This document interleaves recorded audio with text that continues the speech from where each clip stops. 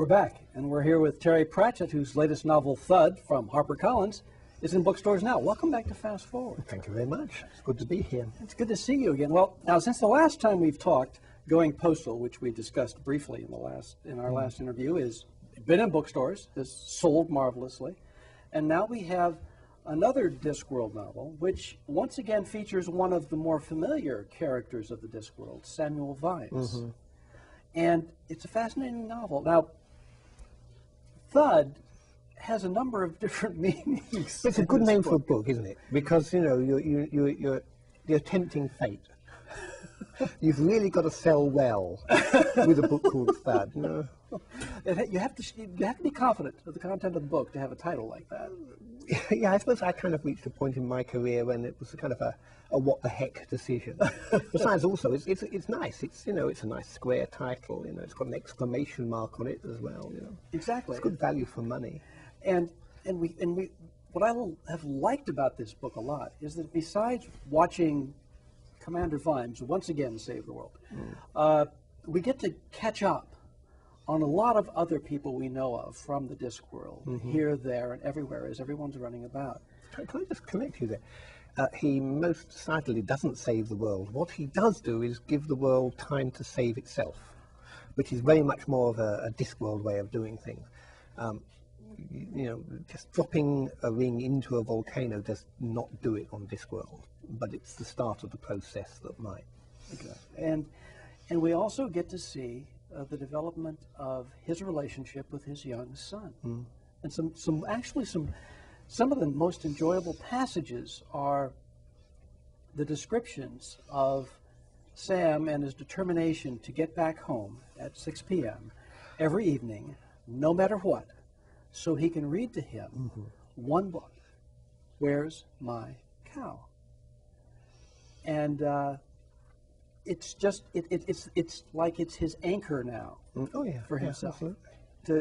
For him being Sam Vimes rather than being Commander Vimes, rather than being, you know, this person who has to involve himself. This is the part of the world that he never explored before. I think, I mean, I've heard it said about coppers that after they have kids, their view of the world changes because, you know, they're policing the world for their kids, and so their attitude to various things does change. It was a lot of fun to do because the very first occasion when he has to get home at 6 o'clock, and in no way will he ever allow himself to be late. It effectively ends up jamming the whole of the traffic in the city during the rush hour as well. But Sam Vimes actually does get home in time, and that was kind of, it worked for me as it worked for him. You have something in the book which is absolutely, you cannot get around. This has got to happen at certain points in the plot. And one of the few occasions where I ever worked out the book's timeline, you know, how long would it take to do this? Would it be 6 o'clock by now? It's just like he would do. But also, young Sam is also his salvation in a number of ways, because it's the place where he stops everything else, and all he is in this warm place with his son, doing this thing that he needs to do for his son every day. In several instances, it's almost like it's the only way he can get relief from the things that are going on around him. Well, Sam Vimes is not gifted with a huge intellect, but he's got an incredibly dogged mind.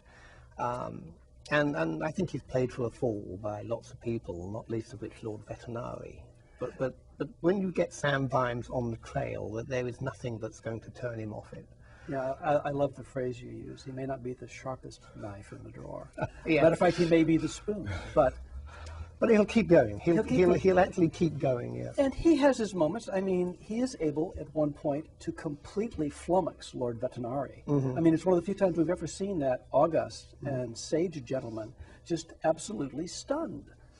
And I found that very enjoyable in a very perverse way. Oh, yes.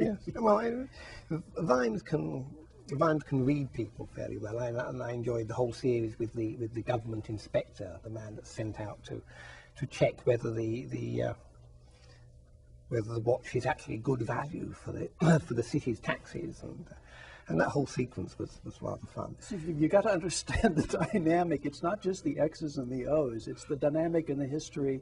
It's more of a tapestry than it is a set of columns that you balance out. Yeah, I think it is, but it's right. It's absolutely right for Sam Vimes that he's not. I mean, he gets. He's now technically he's a duke, and the watch is bigger, but he doesn't get rewards, and that's exactly what makes him work.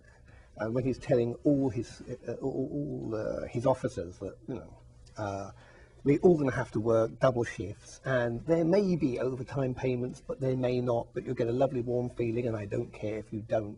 And they know he's going to be working alongside them in the same way. Yeah. And that's how he can live. I don't actually think he'd work well if he was getting a hearty pat on the shoulder all the time. He kind of likes being under that kind of pressure, I believe. Yeah, the pats on the shoulder actually kind of irritate him. Yes, exactly. Yes.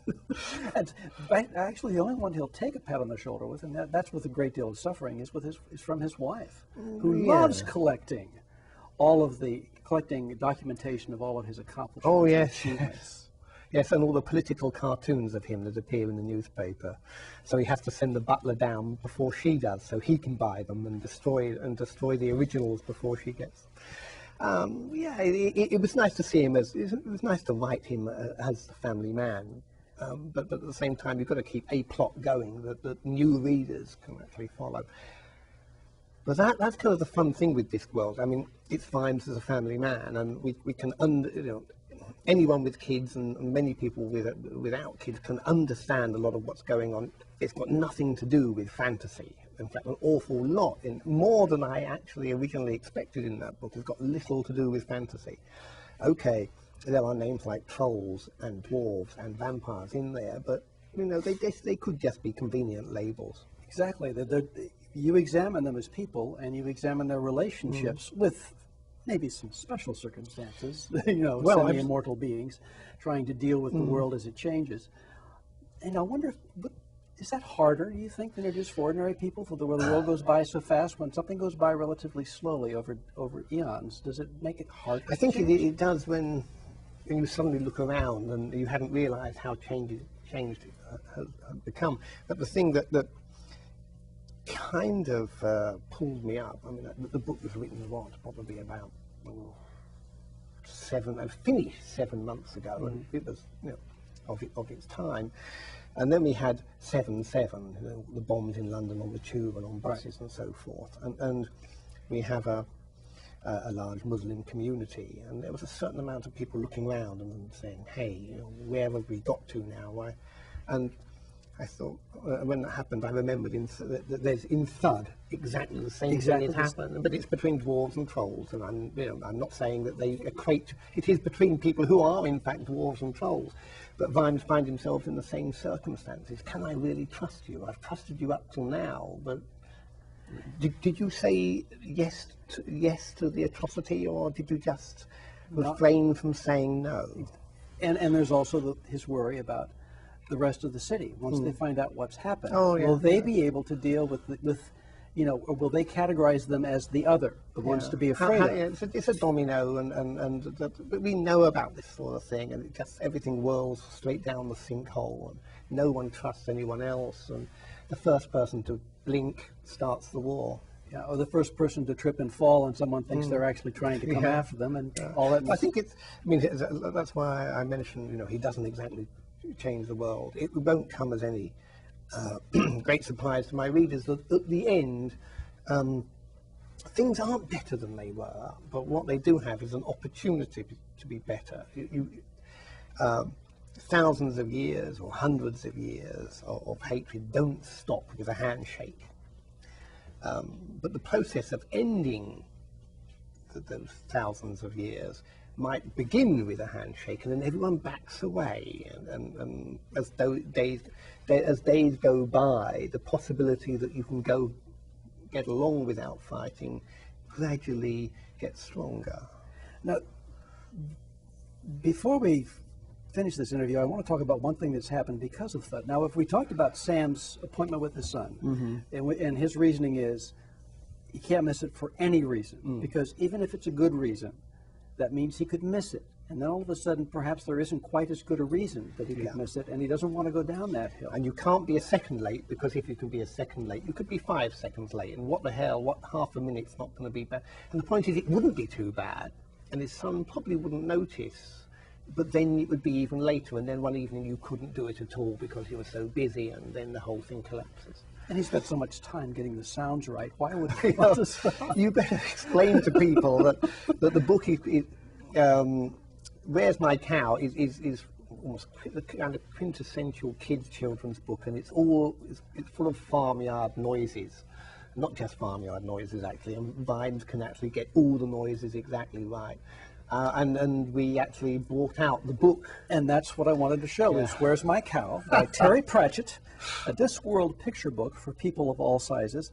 It's even won an award already. It's won the winner of the Ankh-Morph Librarians Award for Children, and has the quintessential gold seal with the paired bananas and ook across it, as the librarian has I've always wanted a gold seal on one of my books, so by Jove, I've got it now. But the fun thing was, and I mean, I think kids will actually like this, that this is the book that he reads, but it's also the book about him reading the book that he reads.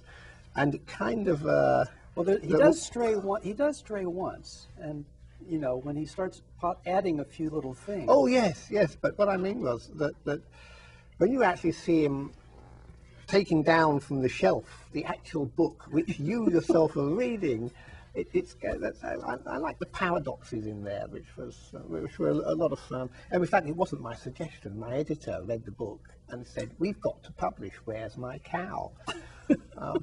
Great. Then. What's really fascinating about this is the first time in the U.S. We had talked last time about how all of a sudden we've come to realize that we have this treasure that we just haven't properly appreciated. This is the first time that we've had, I would guess you'd say, a spin-off or an ancillary item from one of your novels. Ancillary is the word I prefer. Yeah. And basically made available as a part of a publishing effort in the U.S. I mean, in the U.K. it's happened a number of times, but it's the first time in the U.S. Well, I get fairly kind of like uptight about it, because if it's written down about Discworld, then I've had a major input, if not the major input to it. You know, the same with the Discworld diaries and Nanny Ogg's cookbook and various other things. And I look upon them as canonical. They're all part of the same thing. They're just kind of different outcrops of the ongoing Discworld toothpaste as it's pushed out of the tube. So I don't really think of them exactly as spin-offs. And I mean, I wrote that, all 700 words. It's a great life writing picture books. But besides Thud, which is a delight, and I really enjoyed it, and saw so many old friends, because in Going Postal you had made the... And by the way, Going Postal is now a phrase in the Discworld. Oh, yes. Oh, yes. These things move along, you see. Yes, and the stamps are now... You know, special issues are flying out of the post office like no one's business, including commemorating things that Commander Vimes would rather not be commemorated. Yes, but the curious thing is, in the real world, that's happening. You've heard of Stanley Gibbons, like the worldwide experts on postage stamps, and they wrote to myself and to Bernard Pearson, who actually produces the stamps, as real stamps, you know, with real press and copper engraving and everything, thanking us for revitalizing philosophy. And I mean, with thousands of the stamps are selling off his website, and people collect them and trade them. Oh my God! And I sit there thinking, these, you know, they don't only work in Ankh-Morpork. Although I've had fan letters sent to me using Discworld stamps, which have got through the mail. Fantastic. Yeah, actually, it's kind of strange too, because they cost more than the equivalent stamp would. So the fan is probably losing a bit of money on the deal. But it really is very strange. But we talk about the current novel, but with you, we always have to talk about what's coming next, because we're greedy little beggars, and we're always looking for the next book. Well, now I'm trying to settle down to one book a year. It probably will end up as 2 books every 3 years, and simply because I'm getting older, I want to get a life before it's too late, and also because I have to do lots of tours and things, and I suddenly realised that I don't actually have to write 2 books every year. There's no law So I'm working on the third book in what will probably be the four-book trilogy about Tiffany Aiken and the We Free Men. One of my favorites. One of my favorites. Well, thank She's you. I read one of your books with Tiffany, and I come away feeling so much better about the world in general. Well, perhaps that's a good thing, and perhaps it isn't. I don't know. But I finished writing one, and I feel like that. And I have a lot of fun because they're different. They are clearly Discworld books, and they're set in what's called, I suppose you could call the Discworld mythos. But they are different because she's such a solemn little character. But now she's getting, she's hit 13. Her mental processes are not quite so measured as they used to be, and that makes her more fun. That's why aging a character is fun. And so we have that to look forward to. I can't tell you how much I enjoy reading her, because you also give us the opportunity to see other characters we become familiar with in the mythos in a completely different light. Nanny Ogg, seen from Tiffany Aiken's point of view, is clearly the same person, but a different character than the Nanny Ogg of the adult books. And as you've said before, you take a slightly different approach, a more measured approach to writing her books because of the audience that they're being marketed to. Initially, you're more careful, I believe, is the word. Yes, I think so. I mean, what I've always said is, if you put in a throwaway joke about the Beatles, for most of the audience, it's genuinely thrown away. In fact, probably to the parents of most of the audience, it's thrown away. But I don't think you necessarily have to use a particularly simple vocabulary or something like that. Well, so Thud now, which is a great read and a terrific story, and has something literally, I think, for everyone in terms of whatever your favorite part of the Discworld is. There's a bit of it here somewhere. Trust me. Where's My Cow, which is. My wife loves it. She just thought it was a wonderful book. And I think it's a gem. I just, I pick it up occasionally and look at it. and in a year or so, another story of Tiffany and her adventures as she grows into herself. We're almost out of time. And Terry, thank you so much for coming by again. We feel so joyful that you're here, because it took us so long to get you on, and it's always a pleasure every time. And so thank you again for coming by. Thank you, Tom. Well, that's it for this edition of Fast Forward. Hope you've enjoyed yourself. Hope you'll come see us again. Until then, take care.